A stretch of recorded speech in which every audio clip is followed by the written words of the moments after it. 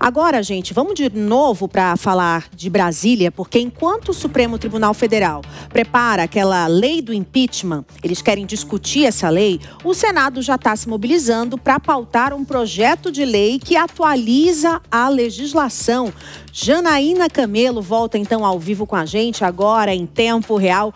Jana, tudo isso pelaquela cutucada do Gilmar Mendes, né? Como é que estão os bastidores por aí?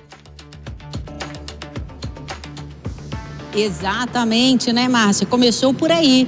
E olha só, o relator, que é o senador Everton Rocha, lá no Senado, da lei do impeachment, no Senado, ele quer apresentar o parecer dele ou hoje, até o fim do dia, ou no mais tardar, até amanhã de manhã. Isso segundo informações do nosso setorista no Senado, repórter Lucas Martins. E aí ele disse o seguinte, que aprovando na CCJ, porque já está na ordem do dia, lá na Comissão de Constituição e Justiça, na sessão de quarta-feira, votar esse parecer. Se for aprovado na CCJ, já fica pronto para ser aprovado no plenário. Mas tudo vai depender ali do presidente do Senado, o senador Davi Alcolumbre, se ele realmente quer colocar isso para pauta no Senado. E isso vai depender, essa decisão do presidente Davi Alcolumbre, do julgamento lá no STF, no plenário virtual, né? Porque só lembrando, essa decisão que foi monocrática do ministro Gilmar Mendes, a liminar, ela vai passar por referendo em julgamento que está marcado para a partir do dia 12. Como é julgamento virtual, então tem um período de dias que os ministros têm para apresentarem os votos ali no sistema do STF. Então começa dia 12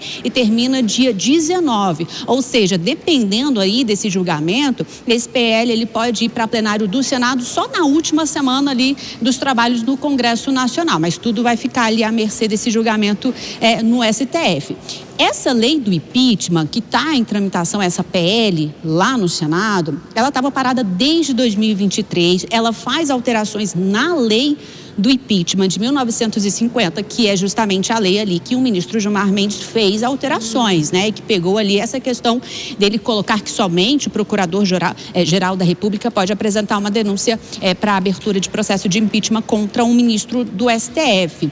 Essa proposta, esse PL, alterando a lei do impeachment, é de autoria do senador Rodrigo Pacheco. Na época foi elaborado, inclusive, com uma comissão de vários juristas, presidida essa comissão pelo atual ministro da Justiça, Ricardo Lewandowski, que foi ministro do Supremo Tribunal Federal.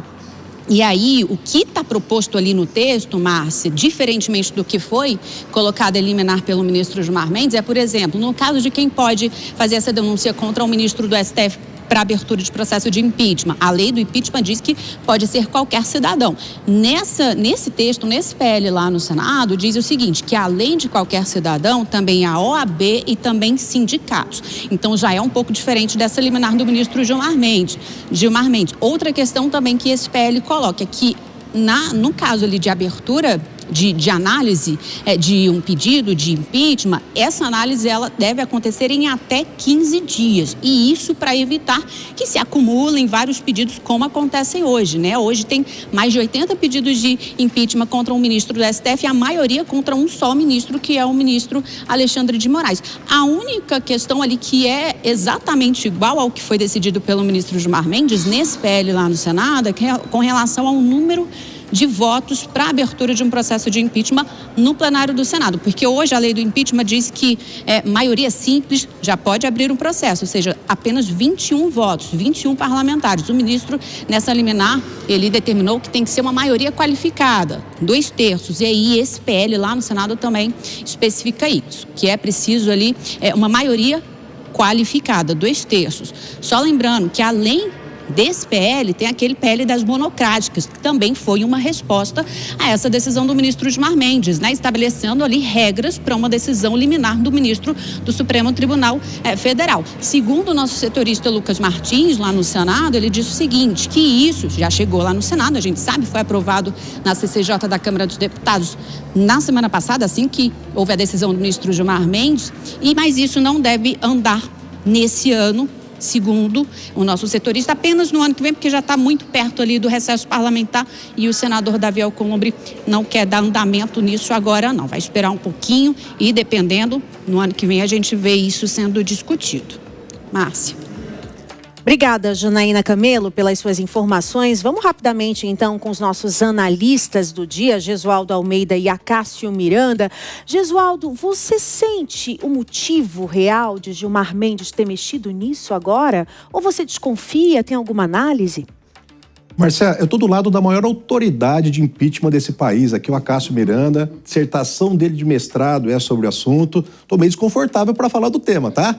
Mas olha só, eu tenho uma opinião muito pessoal, né? Se for um corporativismo de Gilmar Ferreira Mendes, o argumento que ele usa, que a lei estaria caduca, isso não existe sequer juridicamente. A lei não foi revogada, ela foi recepcionada pela Constituição Federal.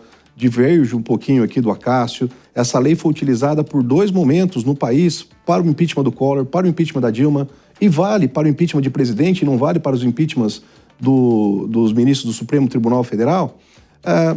Porém, como também diz o Acácio, já antecipando o que ele falaria, tudo se resolve com a edição de uma nova lei. Com essa lei sendo criada, essa discussão ela cai por terra, ela se torna estéril. Então, o Congresso, vamos nos movimentar para apaziguar mais uma querela entre os poderes aí. Isso acontece no momento que Lula indica Jorge Messias, né? Que já tem uma pressão ali dentro do Congresso. Acácio, o que está faltando nesse momento, na sua opinião, nessa lei, já que você é um estudioso do tema? Um critério melhor para o pedido? O que deveria ser alterado para que realmente não se acumulassem tantos pedidos que não têm resposta? Márcia, a gente tem que partir primeiro de uma perspectiva cronológica. É uma lei que tem 75 anos e é óbvio, se a gente olhar para a nossa sociedade há 75 anos atrás em comparação atual, muitas coisas mudaram, inclusive o protagonismo do Supremo Tribunal Federal perante a nossa sociedade. Então é óbvio que nesse contexto há necessidade de nós aperfeiçoarmos e atualizarmos essa legislação. Em segundo lugar, o ministro tomou essa decisão no pior momento possível. As 2 ações que discutem a lei dormiam no Supremo em berço esplêndido já há um bom tempo.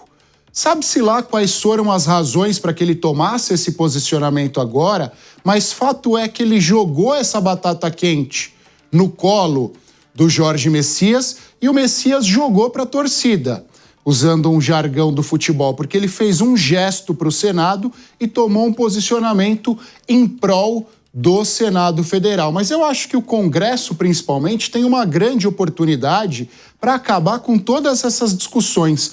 Uma única lei regulando a atuação do Supremo como um todo. Estabelece limitação para decisão monocrática, estabelece que o presidente da Câmara e o presidente do Senado têm prazo para decidir sobre os pedidos de impeachment e um procedimento para que tramitem os pedidos de impeachment nas 2 casas. Não sei se o Congresso tem vontade e coragem para isso, mas a oportunidade está aí. Podia também, né? Tem até alguma situação do Fachin agora que ele quer regulamentar o que fazem os ministros, os presentes que os ministros ganham. Vamos ver, né? Como é que vai ficar isso aí. Obrigada, Acácio Miranda e Gesualdo Almeida.